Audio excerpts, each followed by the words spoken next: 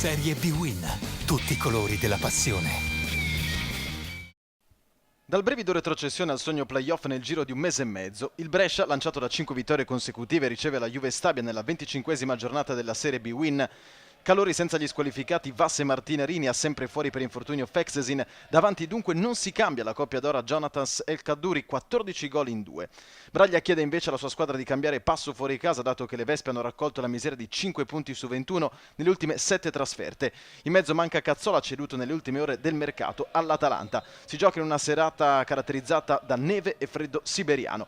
Comincia meglio il Brescia quanto a possesso palla e dopo 3 minuti dal cross sulla sinistra di Daprela prova a irrompere Omar El Kaddouri. La girata è bella ma scomposta, palla alta sopra la traversa. Sono chiaramente i padroni di casa a dettare il ritmo, anche se c'è un grosso brivido al quinto dalla punizione di Scozzarella. Danilevicius ha una grandissima chance, in qualche modo riescono a sbrogliare prima Martinez e poi Arcari in questo ping pong sotto misura.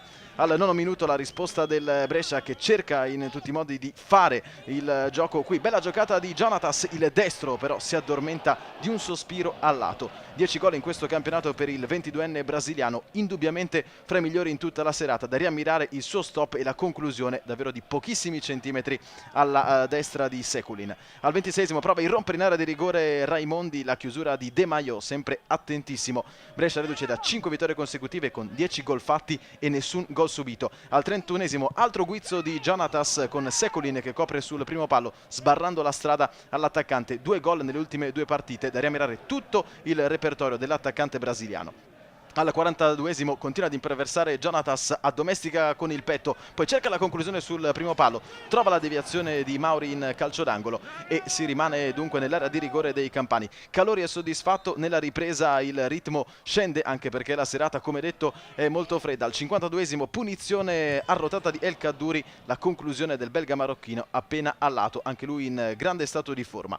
Al 63esimo l'azione della Juve Stabia con Erpen, uno dei pochi lampi, riesce a trovare l'imbucata per Raimondi. Buono il primo controllo, non il secondo, e allora tempestiva l'uscita di Arcari sui piedi proprio del giocatore campano. Al 65esimo Calori dimostra di voler vincere la partita, dentro Foti, fuori dalla mano l'ex giocatore della Sampdoria, per dare più peso all'attacco dei Lombardi. Al 74esimo è proprio questa bella combinazione Jonatas Foti, il sinistro è debole, piattone mancino centrale con Sekulin che riesce a smorzare la conclusione dell'avversario.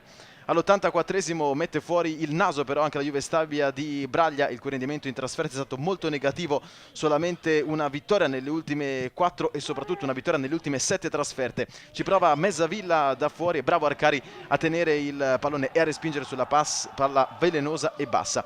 All'85esimo debutta anche Beretta, uno dei nuovi acquisti della Juve Stabia con proprietà fra Milan e Genoa, giovane molto interessante al posto di uno spento Sau. Ultima fiammata con la punizione venenosissima di Erpen. Arcari devia in angolo e prolunga l'imbattibilità del Brescia a 540 minuti. Il muro della Juve Stabia regge comunque fino al 90esimo, negando alla squadra di Calori la 6ª vittoria di fila. Lunedì sera a Rigamonti arriva il Torino, vero banco di prova per capire se la squadra biancoceleste può concretamente puntare ai playoff.